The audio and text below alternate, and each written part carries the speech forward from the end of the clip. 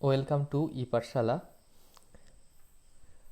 আজ নবম শ্রেণীর দ্বিতীয় অধ্যায়ের কোষ এর এটি তৃতীয় পর্বের ক্লাস এবং আলোচনার বিষয় হচ্ছে মাইটোকন্ড্রিয়া ও প্লাস্টিড। বিজ্ঞানী সি বেন্টা 1898 সালে প্রথম মাইটোকন্ড্রিয়া আবিষ্কার করেন। এন্ডোসিম্বায়োটিক থিওরি অনুযায়ী মাইটোকন্ড্রিয়া এবং প্লাস্টিড বহু আগে মুক্তজীবী ব্যাকটেরিয়া ছিল, যারা এন্ডোসিম্বায়েন্ট হিসেবে অন্য কোষের মধ্যে ঢুকে পড়ে একসময় কোষেরই অংশ হয়ে যায়। বিজ্ঞানীদের ধারণা মাইটোকন্ড্রিয়া এসেছে প্রোটিও ব্যাকটেরিয়া থেকে এবং প্লাস্টিড এসেছে সায়ানো ব্যাকটেরিয়া থেকে। এর জন্য বিজ্ঞানীরা অনেক প্রমাণ দাঁড় করিয়েছেন। এগুলো থেকে বোঝা যায় যে মাইটোকন্ড্রিয়া ও প্লাস্টিড ব্যাকটেরিয়া থেকে এসেছে, কারণ অনেক অংশে ব্যাকটেরিয়ার সঙ্গে এই মাইটোকন্ড্রিয়া এবং প্লাস্টিডের মিল লক্ষ্য করা যায়। এবার আমরা দেখব মাইটোকন্ড্রিয়া কাকে বলে। মাইটোকন্ড্রিয়া হলো আদর্শ কোষের সাইটোপ্লাজমে অবস্থিত দ্বি একক পর্দাঘেরা ক্ষুদ্র দণ্ডাকার বা সূত্রাকার অঙ্গাণু, যার মধ্যে শক্তি উৎপন্ন হয়ে থাকে।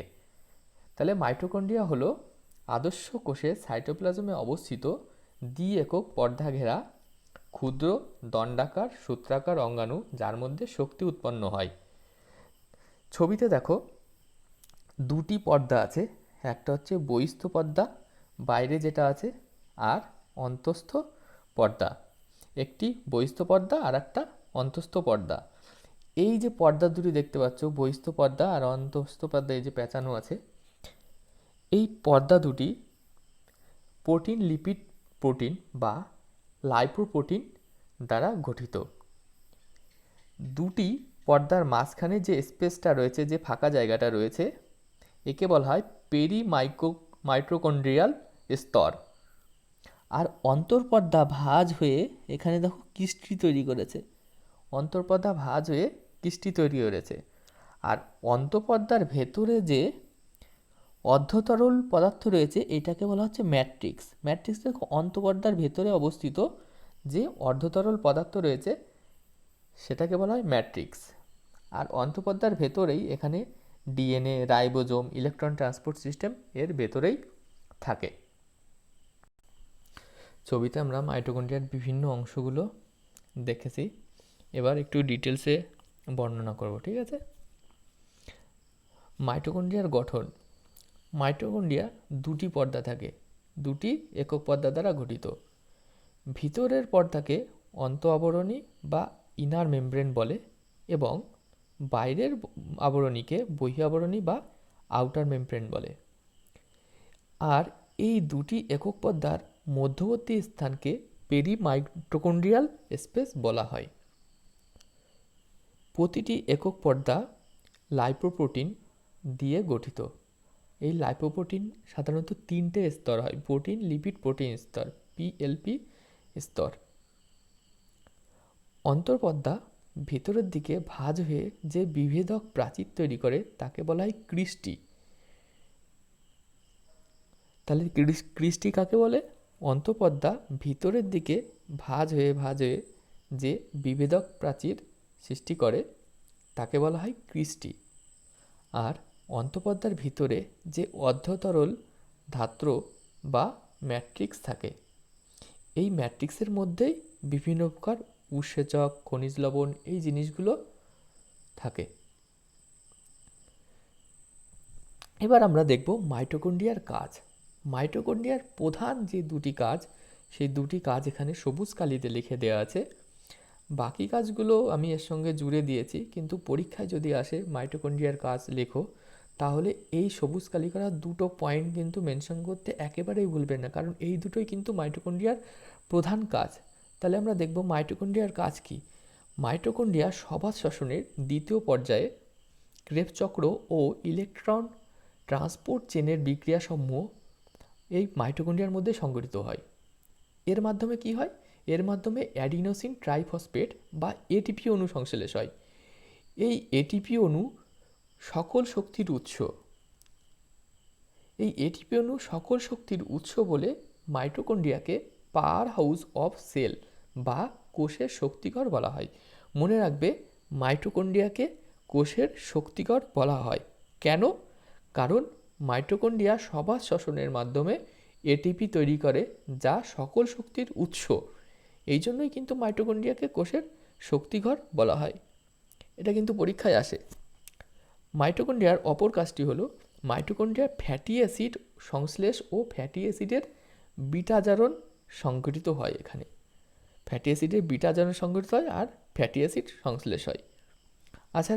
এছাড়া কিছু উল্লেখযোগ্য মাইটোকন্ড্রিয়ার কাজ হলো যে কিছু পরিমাণ আরএনএ ও ডিএনএ উৎপন্ন করতে পারে, কোষের প্রয়োজনে সংখ্যা বৃদ্ধি ঘটানোর কাজে সাহায্য করে, প্রাণী কোষের শুক্রাণু ও ডিম্বাণু তৈরিতে উল্লেখযোগ্য ভূমিকা আছে, মাইটোকন্ড্রিয়া স্মৃতিশক্তিকে প্রভাবিত করে।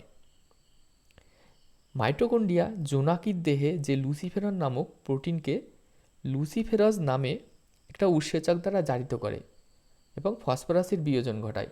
এর ফলে কিন্তু জোনাকির পেছনে যে আলো সৃষ্টি হয়, আলো দেখা যায়, এই আলোটা সৃষ্টি হয়। তাহলে এই আলোটা সৃষ্টি কিন্তু কে করে? মাইটোকন্ড্রিয়া করে। মাইটোকন্ড্রিয়া কিভাবে করে? মাইটোকন্ড্রিয়া জোনাকির দেহে লুসিফেরন নামক প্রোটিনকে লুসিফেরাস নামে উৎসেচক দ্বারা জারিত করে ফসফরাসের বিয়োজন ঘটায়। এবার আমরা চলে যাব প্লাস্টিড। প্লাস্টিড হলো আদর্শ উদ্ভিদ কোষে সাইটোপ্লাজমে অবস্থিত দ্বি একক পর্দা ঘেরা একটি কোষ অঙ্গাণু, এবং এটি বিভিন্ন রঞ্জক পদার্থ যুক্তও হতে পারে এবং রঞ্জকবিহীনও হতে পারে। তাহলে প্লাস্টিড হলো আদর্শ উদ্ভিদ কোষের সাইটোপ্লাজমে অবস্থিত দ্বি একক পর্দা বিশিষ্ট বিভিন্ন আকৃতি বিশিষ্ট রঞ্জক পদার্থযুক্ত ও রঞ্জকবিহীন অঙ্গাণু। বিজ্ঞানী আর্নেস্ট হেকেল এই প্লাস্টিড আবিষ্কার করেছিলেন এবং তিনি তার নামকরণ করেছিলেন। প্লাস্টিড 3 প্রকারের হয়। একটা হচ্ছে ক্লোরোপ্লাস্ট, ক্রোমোপ্লাস্ট, আর 3 হচ্ছে লিউকোপ্লাস্ট। দেখো, ক্লোরোপ্লাস্ট সবুজ কালার দিয়ে আমি লিখে রেখেছি, কারণ ক্লোরোপ্লাস্টের কালার হচ্ছে সবুজ।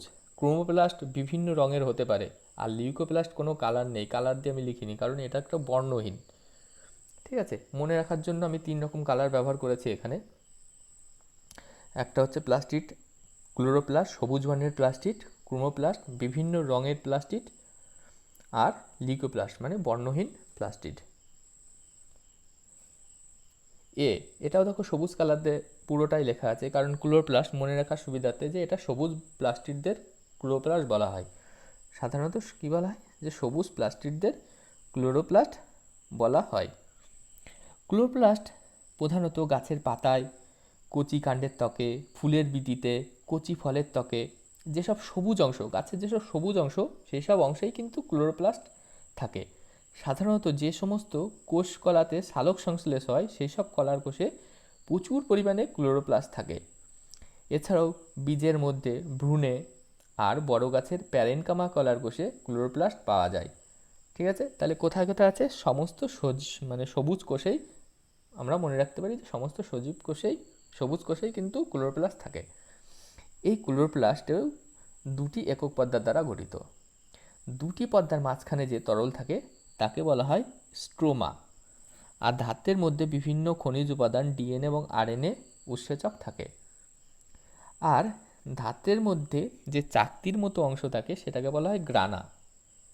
প্রতিটি গ্রানা কতগুলি একক পর্দা বেষ্টিত থলির মতো অংশ নিয়ে গঠিত, তাদের থাইলাকয়েড বলে।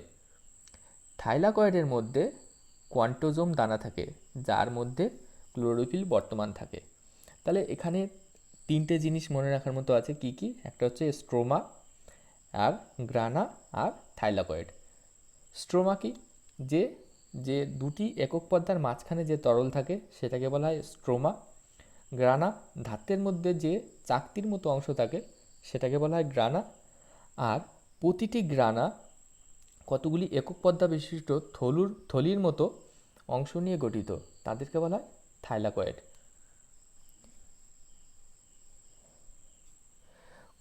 ক্লোরোপ্লাস্টের ছবিটা যদি আমরা একটু দেখি, এখানেও দেখো 2টো স্তর আছে, অন্তঃস্তর এবং বহিঃস্তর। এই অন্তঃস্তর বহিঃস্তর আর কিছুই না, 2টি একক পর্দা।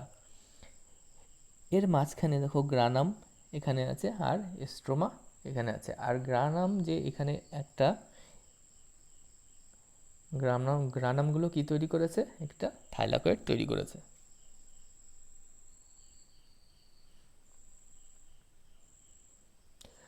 ক্লোরোপ্লাস্টের কাজ ক্লোরোপ্লাস্টের কাজ কী কী আছে? ক্লোরোপ্লাস্টের কাজ শর্করা জাতীয় খাদ্য প্রস্তুত করা, সৌরশক্তিকে জৈবনিক শক্তিতে রূপান্তরিত করা, ফটোফসফোরাইলেশন অর্থাৎ সূর্যের আলোর সহায়তায় এডিপিকে এটিপিতে রূপান্তর করে, ফটো রেসপিরেশন বা আলোক শোষণ ঘটায়, গ্রানা অঞ্চলে সালোক সংশ্লেষের আলোক পর্যায় এবং স্ট্রোমা অঞ্চলে অন্ধকার পর্যায়ে বিক্রিয়া হয়।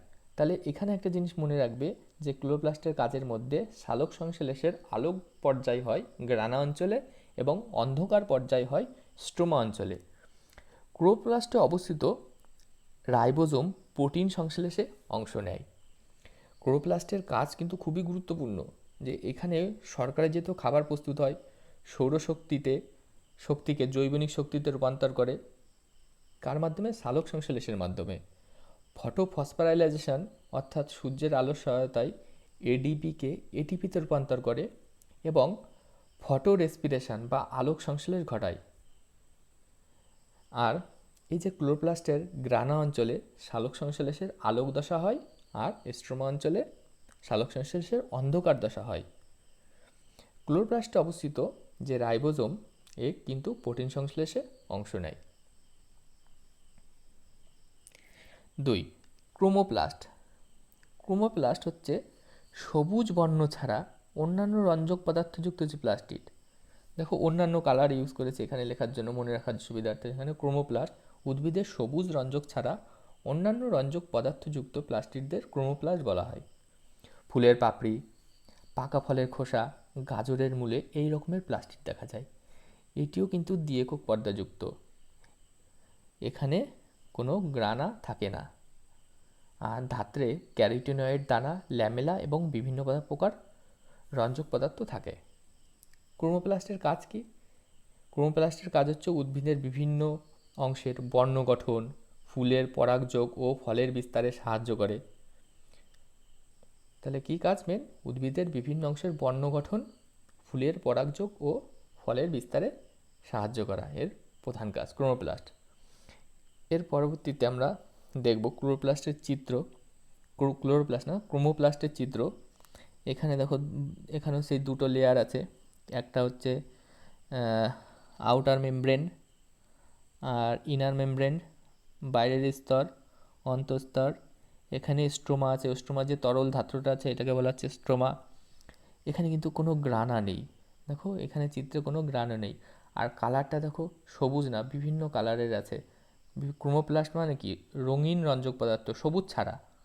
ঠিক আছে, আমরা এর পরবর্তী চিত্রে আমরা যদি ক্লোরোপ্লাস্ট আর একটা ক্রোমোপ্লাস্ট দুটোকে কম্পেয়ার করে দেখি, দেখো এইখানে যে মেন যে জিনিসটা এর মধ্যে পার্থক্য, এখানে দেখো গ্রানা আছে, এখানে কিন্তু গ্রানা নেই। আর বাকি অনেকটা অংশ কিন্তু অনেকটা সিমিলার, কিন্তু এখানে যে মেন দুটো পার্থক্য হচ্ছে, এখানে গ্রানা আছে, এই যে সবুজ কালার দেখতে পাচ্ছ এটা গ্রানা আছে, এখানে কোনো গ্রানা নেই। এটা হচ্ছে ক্লোরোপ্লাস্ট এবং ক্রোমোপ্লাস্টের মধ্যে পার্থক্য। এবার আমরা চলে যাব লিউকোপ্লাস্ট। লিউকোপ্লাস্ট সাধারণত বর্ণহীন, কারণ বর্ণহীন প্লাস্টিডদেরই কিন্তু লিউকোপ্লাস্ট বলা হয়। উদ্ভিদের যেসব অঙ্গে সূর্যের আলো পৌঁছায় না, কোথায় পৌঁছায় না? যেমন উদ্ভিদের মূলে কিন্তু সূর্যের আলো পৌঁছায় না, এর জন্যই এর কোনো বর্ণ হয় না, মূলের কোনো বর্ণ হয় না। ঠিক আছে, লিউকোপ্লাস্ট সাধারণত বর্ণহীন হয়, এটি দ্বিএকক পর্দাযুক্ত। এই লিউকোপ্লাস্ট তো দ্বিএকক হবেই, কারণ প্লাস্টিকটাই তো দ্বিএকক পর্দাযুক্ত। লিউকোপ্লাস্টেও কিন্তু গ্রানা থাকে না। আর এই লিউকোপ্লাস্ট যেটা দেখতে পাচ্ছ, এই লিউকোপ্লাস্টের কাজ হচ্ছে খাদ্যবস্তু সঞ্চয় করা, আর কোনো কাজ নেই, এর শুধু খাদ্যবস্তু সঞ্চয় করে রাখবে। খাদ্যবস্তু এই যে সঞ্চয়ের উপর ভিত্তি করে আবার লিউকোপ্লাস্টকে 3 ভাগে ভাগ করা হয়েছে। একটা হচ্ছে অ্যামাইলোপ্লাস্ট।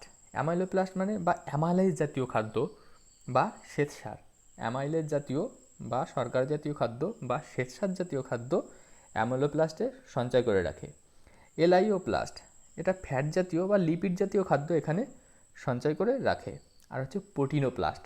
প্রোটিনোপ্লাস্ট হচ্ছে প্রোটিন জাতীয় খাদ্য সঞ্চয় করে রাখে। নামের মধ্যে দিয়েই আমরা বলতে পারবো যে অ্যামাইলোপ্লাস্ট অ্যামাইলেজ বা শর্করা জাতীয় খাদ্য বা শ্বেতসার জাতীয় খাদ্য সঞ্চয় করে রাখে। এলাইওপ্লাস্ট ফ্যাট বা লিপিড জাতীয় খাদ্য সঞ্চয় করে রাখে, প্রোটিনোপ্লাস্ট বা প্রোটিন জাতীয় খাদ্য সঞ্চয় করে রাখে। আজকে তাহলে এই পর্যন্তই। ধন্যবাদ।